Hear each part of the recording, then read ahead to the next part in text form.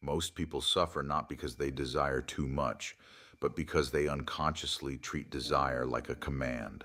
The moment something becomes important to them, pressure enters the system. They think that if they want something strongly enough, they're supposed to immediately act, force movement, make decisions, create momentum, or somehow make reality comply with the intensity of the desire itself. But desire was never meant to function that way.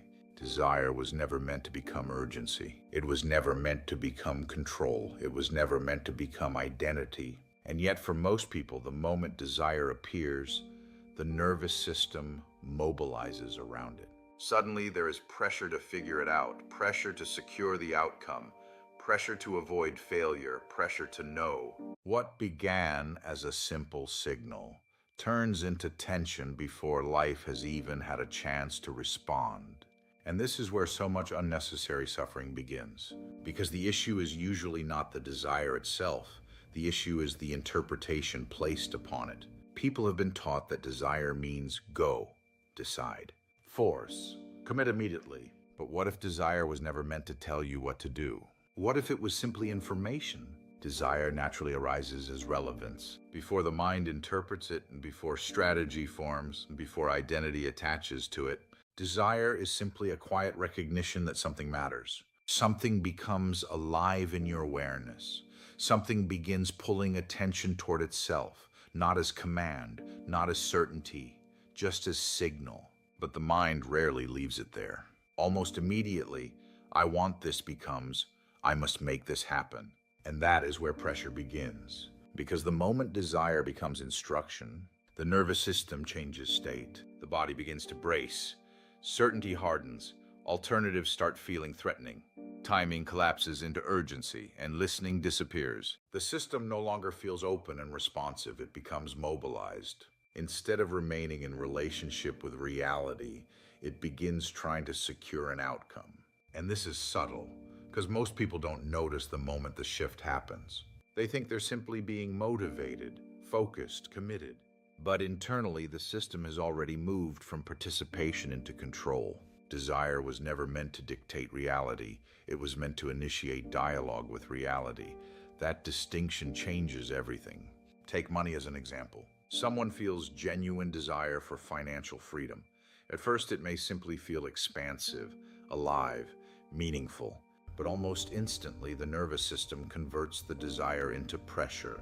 Now there is urgency, comparison, fear of falling behind, fear of failure, fear that life will not feel okay unless the outcome arrives quickly. Self-worth quietly attaches itself to the achievement. And now the body is no longer listening, it is mobilizing. The desire itself was never the problem. The suffering came from the interpretation placed upon the desire. The same thing happens in relationships. Someone feels deeply drawn toward another person.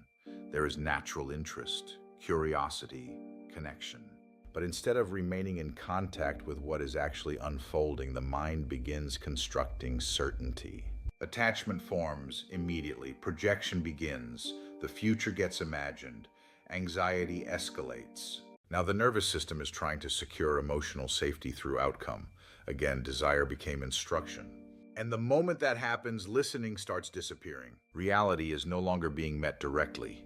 It is being filtered through urgency, fear, and control. When desire becomes instruction, you stop listening. And the moment listening disappears, alignment disappears with it. Modern culture has built an entire identity around the misunderstanding of desire.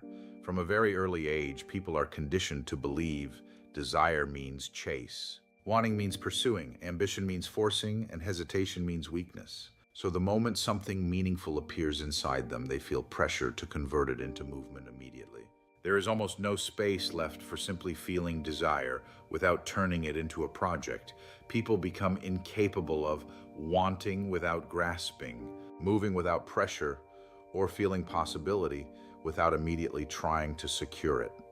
And because of this, entire lives become organized around nervous system activation, around tension, not around alignment, not around listening, not around relationship with reality, around tension.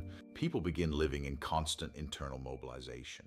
Over-efforting becomes normal. Self-monitoring becomes constant. Emotional volatility becomes mistaken for passion. Exhaustion becomes interpreted as commitment. And eventually the body forgets what non-coercive movement even feels like. This is why so many people confuse activation for clarity. If something creates adrenaline, obsession, or emotional intensity, they assume it must be important. Urgency gets mistaken for truth. Fixation gets mistaken for purpose. Compulsion gets mistaken for alignment. But clean desire feels very different. Clean desire is usually quiet. It does not scream. It does not pressure. It does not collapse your entire nervous system around immediate action. It simply says, pay attention here. That is all. Simply pay attention. There is a profound difference between clean desire and compulsive desire. Compulsive desire narrows perception. It limits focus. It creates pressure, fixation, fear, emotional spikes, urgency.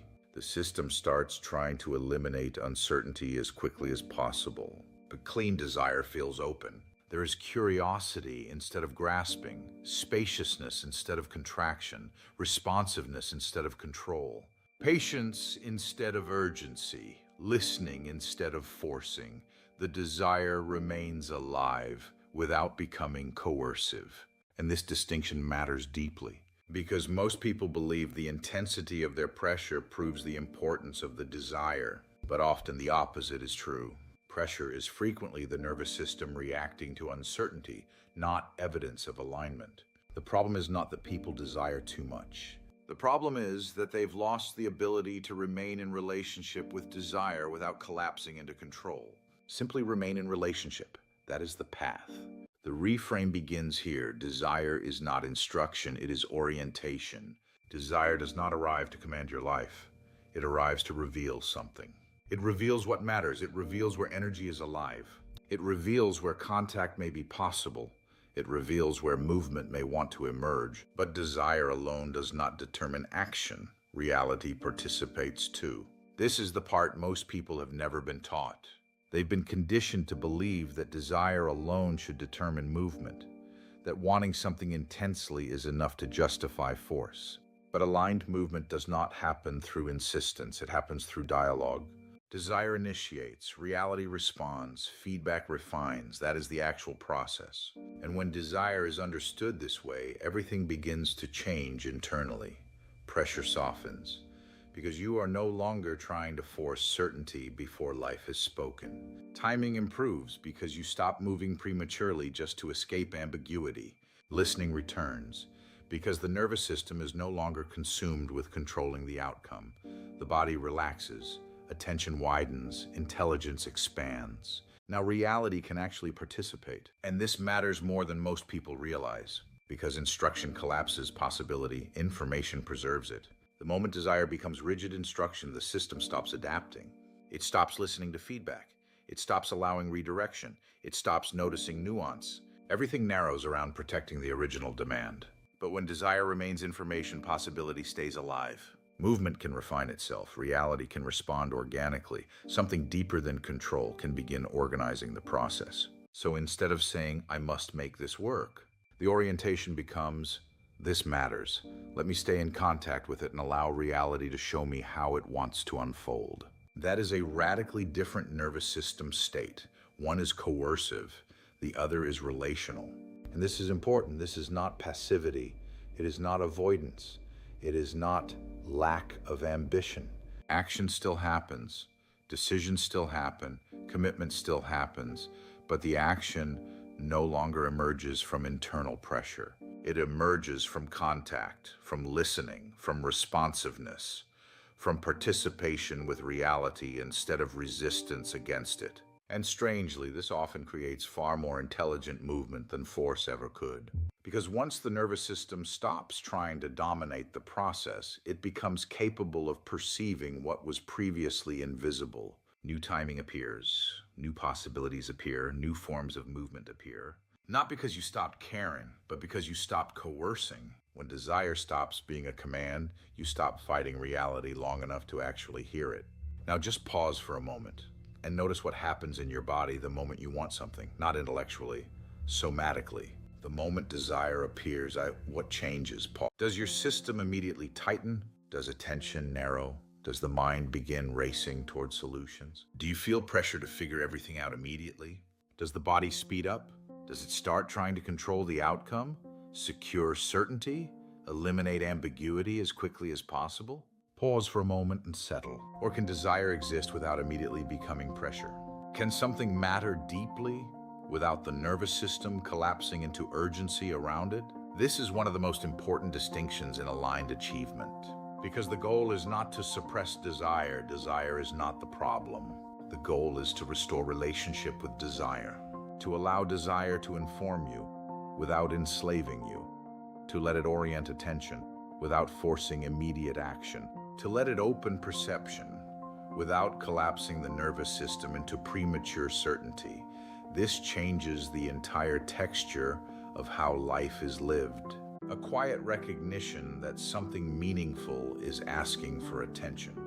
And from there, movement can emerge naturally instead of compulsively. Because when desire remains information, life remains relational.